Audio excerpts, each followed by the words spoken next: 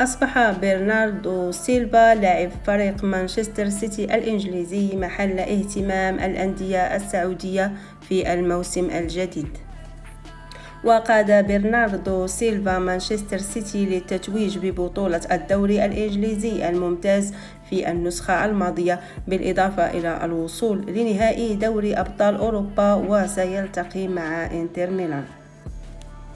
وأشارت صحيفة سبورت 24 السعودية أن إدارة نادي الطائي السعودي دخلت في مفاوضات متقدمة مع البرتغالي برناردو سيلفا.